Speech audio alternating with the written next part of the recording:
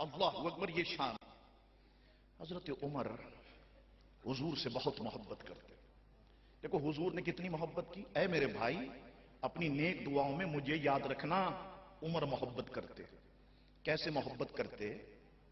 مورخین کہتے ہیں کہ زمین میں پانی دیا جاتا تھا، آج بھی دیا جاتا ہے پنجاب اور سندھ میں۔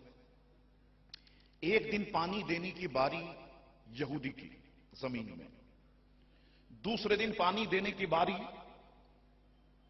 ایک مسلمان تھا، بظاہر مسلمان تھا، حقیقت میں منافق، اس کی۔ جس دن یہودی کی باری تھی اس دن کہنے لگا میں پانی دوں گا۔ یہودی نے لگا یار باری میری ہے، تم کیوں پانی دو گے؟ میں دوں گا، میں مسلمان ہوں، میں دوں گا۔ جھگڑا بڑھ گیا، ہجوم جمع ہو گیا۔ اب اس نے کہا دیکھو تمہارے نبی حیات ہے، ہم حضور سے فیصلہ کروا لیتے ہیں۔ دونوں پہنچ گئے، سرکار نے دونوں کی باتوں کو سنا۔ یہودی اس معاملے میں حق پہ تھا، سرکار نے اس کے حق میں فیصلہ کر دیا۔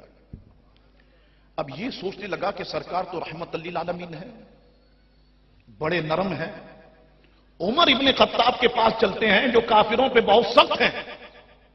پہنچ گئے، اب حضور نے تو فیصلہ کر دیا، اب آگے عمر ابن خطاب کی بارگاہ میں، اے عمر ابن خطاب یہ معاملہ ہے۔ یہودی کہنے لگا رسول نے میرے حق میں فیصلہ کیا، یہ مان نہیں رہا، چہرے کا رنگ سرخ ہو گیا۔ فرمایا ایسا ہی ہے؟ جی ایسا ہی ہے۔ فرمایا پھر تو ابھی فیصلہ ہوگا۔ اپنے کمرے میں گئے، تلوار نکال کے لائے، کچھ نہیں پوچھا، گردن اڑا دی۔ جسم بھی تڑپ رہا ہے، سر بھی پھڑک رہا ہے، مر گیا۔